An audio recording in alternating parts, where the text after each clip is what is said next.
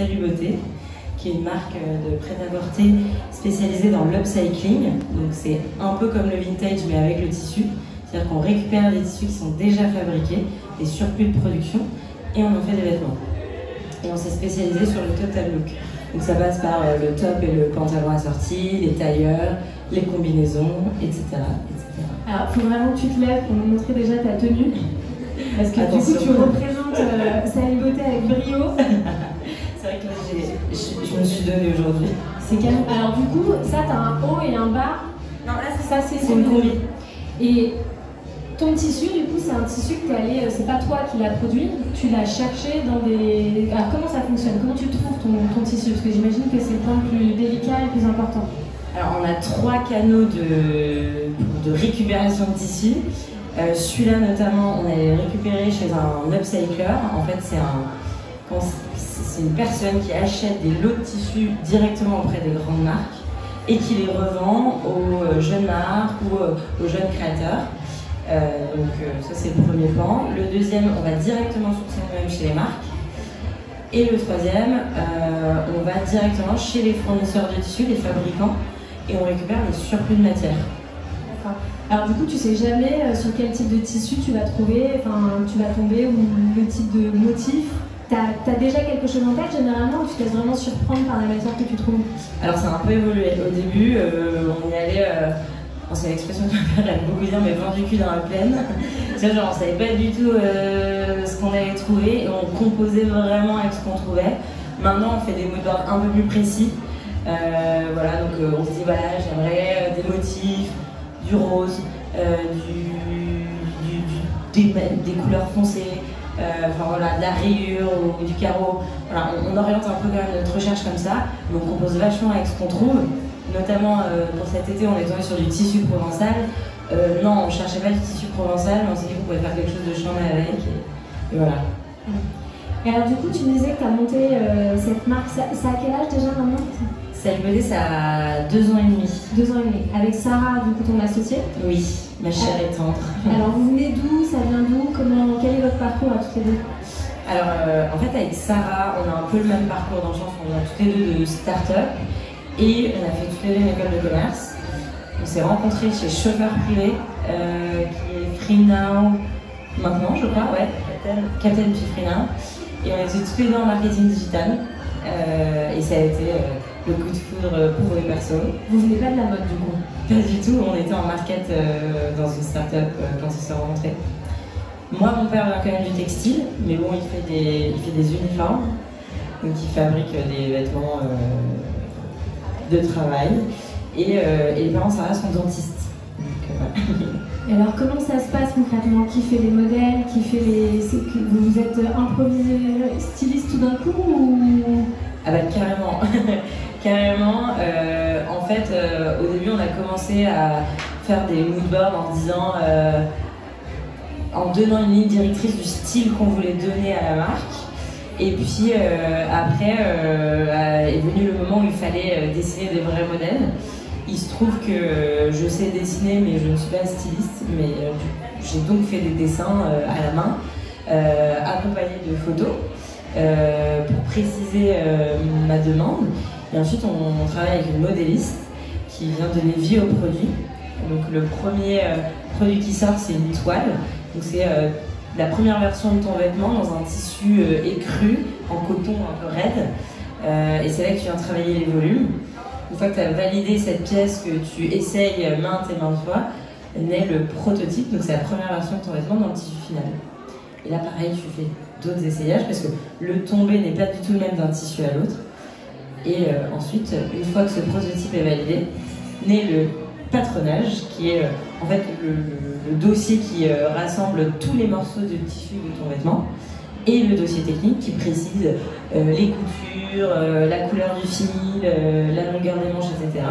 Et là, ça peut partir en production. Donc vous êtes complètement autodidacte là-dessus? Ben oui, après on travaille avec une modéliste qui elle a vraiment la valeur technique sur le vêtement. Mais oui, autodidacte sur le design des pièces.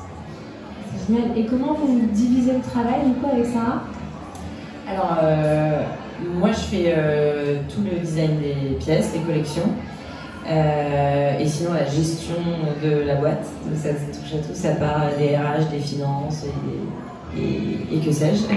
Et Sarah, elle, une fois que le vêtement est designé, même si on fait quand même tout à 4 mains, on est très, un duo très fusionnel, quoi. Elle vient donner vie aux campagnes marketing.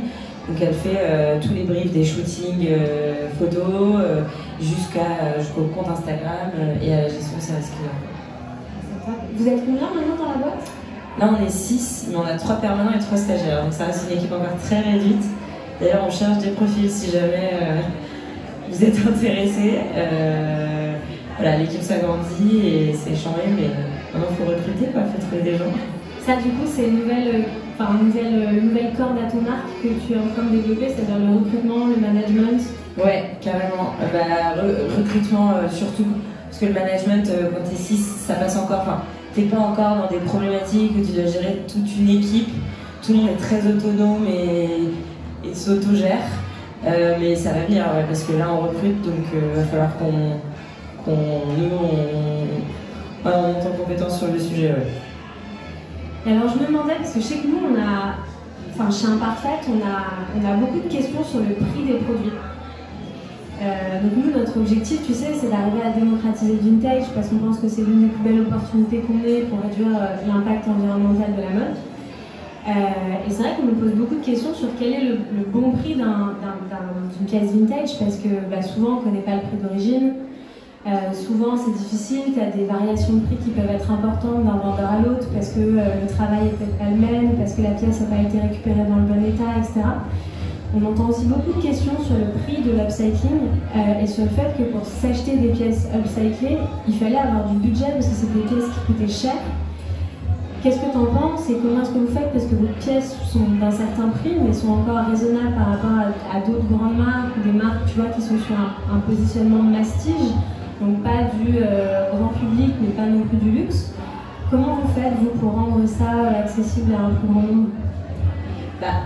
En fait, déjà, nous, on pratique la marge minimum qu'une marque doit pratiquer pour pas mourir, pour pouvoir vivre.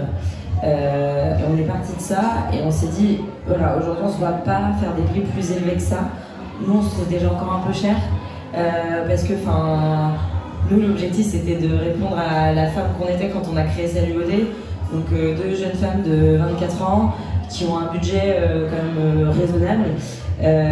Donc, aujourd'hui, on pratique la marge la plus basse qu'on puisse pratiquer pour que Salut Beauté soit pérenne. Après, on a quand même la chance aussi, l'upcycling, ce qui est intéressant, c'est que tu as accès à des très bonnes matières à prix réduit, puisque c'est des matières déjà existantes, qui ont déjà été vendues auparavant. Et donc, les prix sont carrément accessible pour la qualité qu'on a.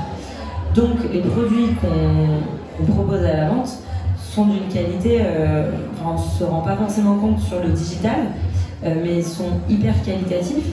Je pense notamment à des chemises où c'est des tissus Hermès qu'on a récupérés, notre manteau où c'est du prototypage Prada. Voilà, alors ça dépend, parfois ça va être de maisons qui sont moins luxe, mais on a quand même beaucoup de matières qui viennent de maisons de luxe et donc où là quand tu as un manteau à 350 € d'un tissu Prada, c'est un manteau qui est très peu cher.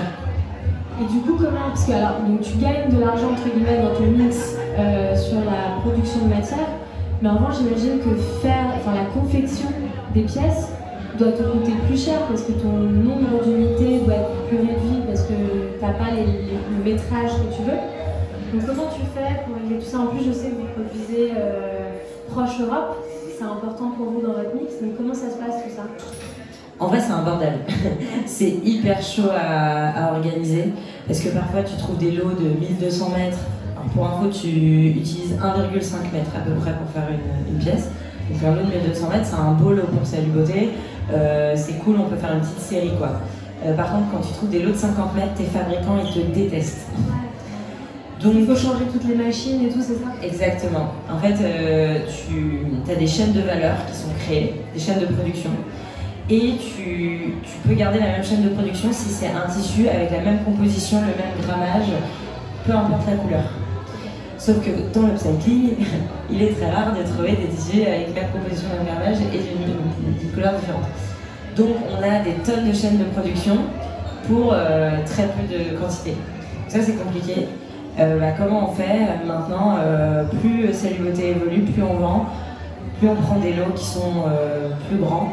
Et voilà, on fait des exceptions parfois pour dire ça c'est de la pièce unique quasiment. Et dans ces cas-là, on produit à Paris dans des ateliers proches région parisienne. Et quand on produit en Tunisie, parce qu'on fabrique en Tunisie, on fait des séries un petit peu plus grandes. Donc on va jamais en dessous de 150 ou 200 mètres quand on produit en Tunisie. Ok, d'accord. Et alors comment tu fais pour gérer du coup ces différents ateliers de production? T'as une personne chez toi qui gère toute la prod du coup? C'est d'ailleurs le premier profil qu'on a recruté chez Salut Beauté parce que la production c'est le cœur du réacteur. Si ça pète, il y a tout qui pète. T'as beau faire une belle com, un beau site, un bon compte Insta, en fait si ta prod elle suit pas, c'est la gaza. Donc ouais, on a une responsable production chez Salut Beauté qu'on a recruté il y a 1 an et qui est hyper clé chez Salut Beauté. Et alors moi j'avais une question, pardon, je reviens, c'est un peu un step back, mais l'upcycling, parce que tu nous as dit que ni Sarah ni toi venez de la mode, pourtant vous êtes spécialisé dans l'upcycling. Est-ce que c'était une volonté écologique? Enfin, qu'est-ce qui a décidé ce choix? En fait, c'est un peu par hasard et à la fois c'est une volonté écologique. En gros, nous on voulait produire de manière responsable parce qu'aujourd'hui, quand tu crées une marque de vêtements, c'est complètement con de, désolé pour le jugement, mais de créer une marque qui fait pas les choses de manière responsable. Maintenant, on savait pas par où commencer. Et en fait, au début, on était en contact avec des fabricants avec qui on bosse aujourd'hui, mais en upcycling, c'est ça qui est assez intéressant. Donc, des fabricants qui fabriquent de manière responsable. Donc, qui utilisent des teintures qui sont avec des produits non chimiques, qui sont éthiques, donc qui sont bourrés de labels. Mais bon, on sait pas trop ce qui se cache derrière les labels, quoi. C'est toujours un peu la même chose. Mais voilà, on s'est tourné vers ça, parce qu'au début, on savait pas vers où aller. Et puis, en fait, en grattant, ce qui était compliqué, c'est que ces mecs-là, ils te disaient le minimum de commande, c'est 1000 mètres. Sauf que quand tu te lances, 1000 mètres de tissu, quand t'es à 15 € le mètre, ça monte vite, quoi, tu vois. Et en fait, un jour, il y en a un qui nous a dit, mais en fait, j'ai peut-être une solution pour vous, j'ai les surplus de production, et en plus, ils sont, le prix est divisé genre par 2. Pourquoi tu ne l'as pas dit plus tôt ça? En fait, c'est win-win. C'est-à-dire que la matière elle est déjà fabriquée, donc toi tu ne fabriques pas de matière, et en plus c'est à prix plus accessible qu'un tissu que tu fais fabriquer. Donc on s'est jeté sur cette opportunité, et depuis, ensuite là on a élargi notre panel, mais au début on bossait avec un mec. Et voilà, maintenant on a plein de fournisseurs, comme je te disais, les marques directement, les upcyclers, donc qui sont des plateformes qui récupèrent des lots de tissus, et les fabricants de tissus. Et vous faites des précommandes aussi, c'est ça? Ouais. Comment ça marche par rapport à toute l'organisation? Et ça vient rajouter une complexité dans le modèle, hein. C'est vraiment pas simple. Et d'ailleurs, on trouve que les marques en parlent pas assez parce que ça paraît très simple, tu vois, upcycling, précommande, etc. Et nous, on se force à essayer de montrer un peu plus la complexité de fabrication et de ce modèle. Parce que tu vois, quand tu fais de l'upcycling et que tu fais de la précommande, il y a des personnes qui pratiquent de la précommande mais qui ne font pas d'upcycling. C'est-à-dire ce qu'ils font, c'est qu'ils partent sur des coloris assez basiques. Donc c'est assez simple pour eux. C'est-à-dire ils se disent, bon ça y est, j'ai fait 1000 commandes sur ce produit, je vais commander le métrage nécessaire pour faire ce produit dans ce bleu marine, qui est un tissu qui est toujours référencé. Et quand tu fais de l'upcycling, tu dois prévoir en avance, dire, ce tissu je mise dessus, ce tissu je mise pas dessus. Et puis parfois il n'y a que 100 mètres de ce tissu, et en fait quand il n'y en a plus, il n'y en a plus. Donc tu proposes en précommande en disant, voilà, moi j'ai la capacité de production de 50 pièces sur ce tissu.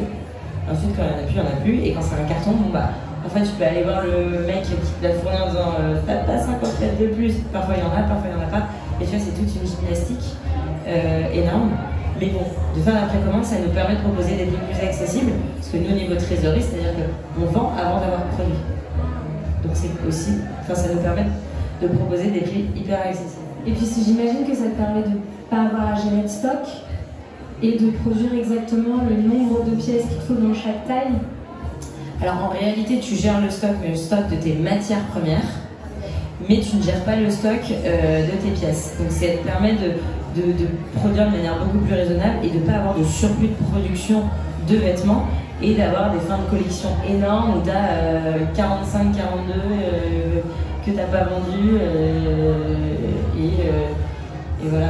Mais tu peux pas dire, j'imagine, ok, je mise sur ce tissu, je me rends compte en fait en précommande qu'il marche pas, par exemple. Donc j'essaie de le revendre à quelqu'un qui va le revendre à quelqu'un d'autre. Alors figure-toi qu'on y pense, parce qu'on a eu quelques tissus où en fait on a misé dessus, ça n'a pas marché, donc on a produit très peu de pièces en France pour éviter de produire des pièces qu'on ne vendrait pas. Et aujourd'hui on pense à revendre, soit faire une braderie, on prend tous nos rouleaux, nos fins de stock, qui serviraient plutôt à des jeunes étudiants, vu les quantités qui restent, on arrive quand même à bien produire grâce à ce système de précommande. Et ouais, on pense à revendre nos rouleaux dont on ne se sert pas. Et alors, donc, Sally Beauté, c'est une jeune marque, mais on vous voit quand même déjà beaucoup. Ce que je te disais tout à l'heure, j'ai l'impression que vous êtes partout et c'est génial parce que ça veut dire que l'upcycling, ça commence à bien décoller. Quelle est votre stratégie du coup pour faire grossir et connaître la marque? C'est Instagram. En fait, nous, on venait pas du tout de la mode, donc instinctivement, directement, on a pris une agence RP. Parce qu'on s'est dit, voilà, on vient pas de l'univers de la mode, donc on ne savait même pas qui contacter, qui devait nous porter. Enfin, si, t'as un peu une petite idée quand t'es consommatrice, mais bon, c'est pas non plus clair comme de l'eau de roche. Donc, on a pris une RP qui nous a ouvert les portes vachement, qui, grâce à elle, Angèle nous a porté, on n'était même pas lancé. Grâce à elle, grâce au produit, grâce à la marque, c'est un tout. Et puis maintenant, notre stratégie, c'est avoir des visuels impactants, des produits assez forts, même si c'est ce qu'on kiffe. Mais le fait d'avoir une image de marque très forte comme ça fait que les influenceuses, les célébrités ont envie de nous porter parce que l'image est forte, quoi. Ça paraît déjà très installé par rapport à la taille de Sally Beauté. Très souvent, on nous dit, mais attends, vous êtes que 3, 6, mais tu vois, c'est bizarre. Et en fait, c'est vraiment le parti pris qu'on a pris dès le début, de dire, nous, on veut un truc très léché, on va prendre des photographes, des mannequins, on va faire un set design hyper travaillé dès le début parce qu'on voulait être impactante, en fait. Et alors, parce que tout ça, j'imagine que ça a un coût. Comment tu te lances du coup? Parce que j'imagine qu'il y a des gens qui vont nous écouter, qui vont avoir envie de suivre ton modèle. Comment tu te lances quand tu n'as pas forcément le sou? Est-ce que tu es allé voir des investisseurs? Est-ce que tu as pris un prêt à la banque? Comment tu finances tout ça? Alors, on a fait des magouilles. Sarah avait de l'argent de côté et un petit héritage de sa grand-mère. C'est comme ça que ça a fonctionné pour Sarah. Et moi, j'ai fait un emprunt étudiant au nom de ma petite sœur. Parce que j'avais pas d'argent et j'étais plus étudiante. Et voilà, c'est comme ça qu'on a fait pour notre premier apport pour Sally Beauté. Donc tu te mouilles quand même, financièrement. Ouais, carrément, ouais. Et maintenant, comment vous faites? Vous avez comment vous faites? Alors, donc on a commencé comme ça, donc avec nos petites magouilles à tirer les ficelles à droite à gauche. Et ensuite, on a fait un emprunt à la banque. C'était pas simple, mais c'est possible. Souvent on dit oui, les banquiers ne financent pas de PFR. C'est faux, puisque on en est à notre troisième emprunt, donc, et c'est du BFR, on ne finance pas de machine, on ne finance pas de boutique ou quoi que ce soit. Mais une chose est vraie, c'est que les emprunts bancaires, ça marche par le réseau. Dans le sens où nous on ne connaissait personne, et une fois on a vu un ami d'amis qui nous a dit: les filles, vous êtes complètement folles d'aller présenter un dossier à la banque, à une agence, à un banquier que vous ne connaissez pas. Parce qu'en fait, il passe ton dossier, ça passe dans les systèmes, et une fois que ton dossier est refusé, t'es refusé de toutes les BNP de Paris, il y en a qui sont régionales et d'autres qui sont nationales. Quand c'est régional, ton dossier, s'il est refusé à la BNP de Paris, c'est tout Paris qui va pas te prendre. Quand elles sont nationales, c'est toute la France. Il faut le savoir quand même. Il faut le savoir, moi je savais pas. Bon, après, c'est rare aussi qu'ils passent ton dossier réellement en commission. Très souvent, ils te disent non direct. Donc, voilà. Et donc, ce qu'on a fait, c'est qu'au début, donc on avait zéro réseau, on connaissait zéro banquier. Et en fait, notre banquier, si le banquier voit ça, nous disait non. Et puis, on a réussi par avoir une amie d'amis de ma mère qui m'a dit attends, j'ai envie de t'aider, moi j'avais bossé longtemps en banque, je vais passer ton dossier. Donc elle a filé notre dossier. Ça a avancé plutôt pas mal comme ça n'avait jamais avancé. Et notre banquier, lui, n'avançait pas. Il nous avait juste dit non, c'est mort, on ne finance pas de BFR. Jusqu'à ce qu'on joue un peu un coup de bluff. On dit bah voilà, notre dossier a été accepté dans une autre banque.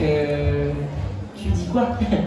Et donc il a accepté notre dossier. Et donc maintenant, on a une relation de confiance avec notre banquier parce qu'il voit qu'il y a du chiffre qui rentre sur le compte en banque, qu'on n'est jamais à découvert et que ça se passe bien, qu'on est médiatisé, etc.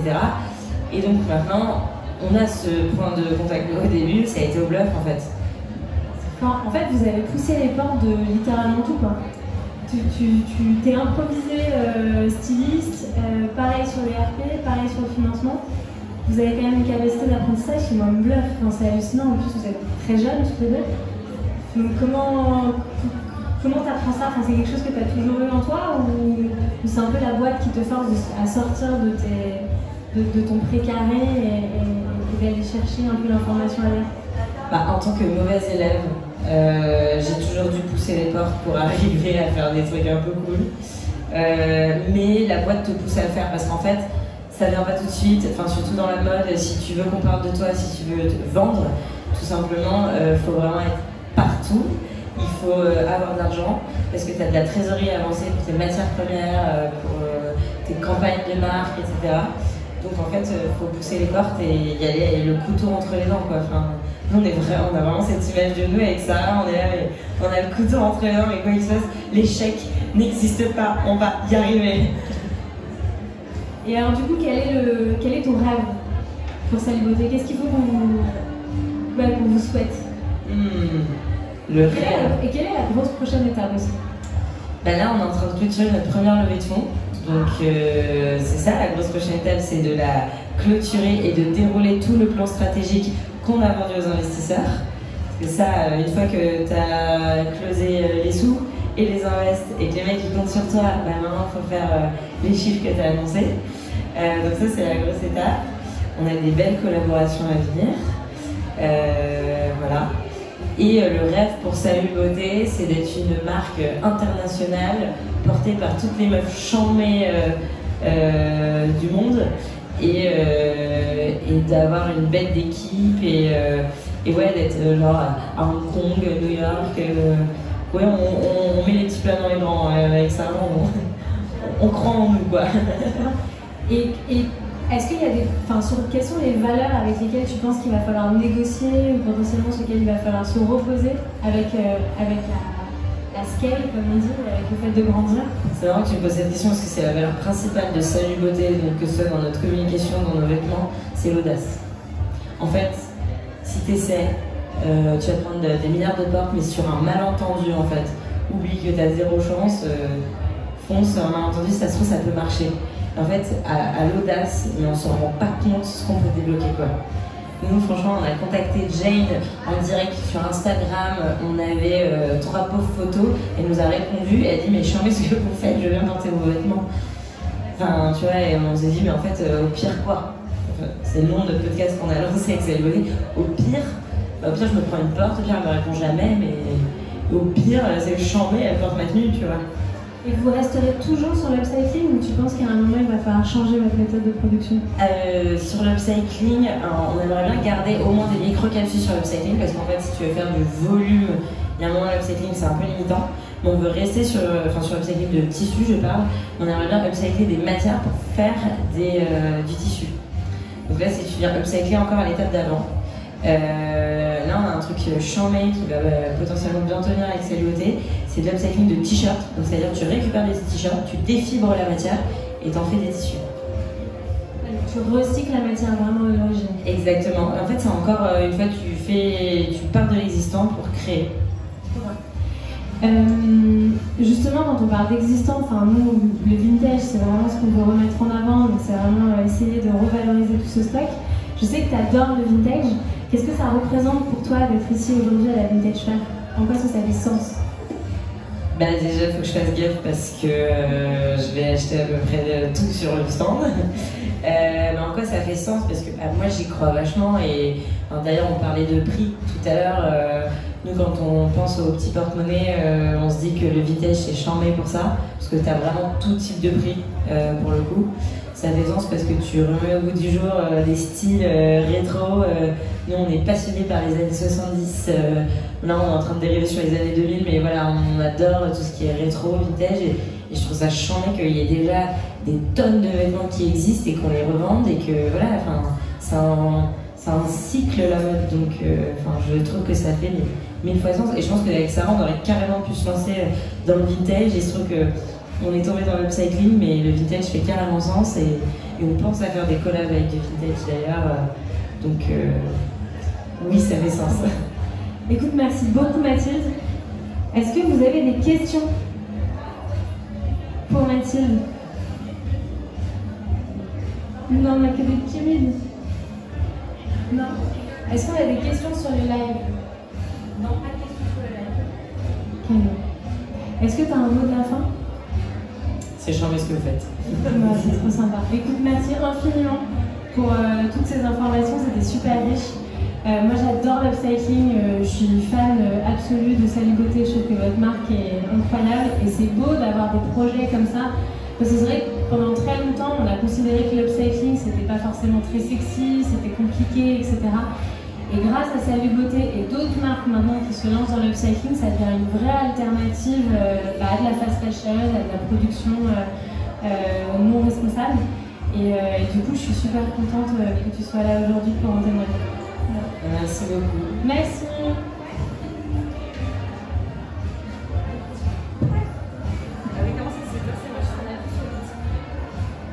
Merci beaucoup, c'est trop intéressant. J'espère que ça va donner des vocations à des nouvelles personnes qui ont réussi. Il y a plein de choses. Je ne savais pas un truc à l'IFL, la dernière fois, il y a plein de personnes qui ont comment envie de faire des commandes. Je pense que c'est à chaque fois pour les sujets de sécurité. Grave, de ouf, qu'on soit nombreux sur ce canal. Et puis en vrai, non mais en vrai c'est une galère, hein. C'est dur, mais c'est comme on trouve que la communication, c'est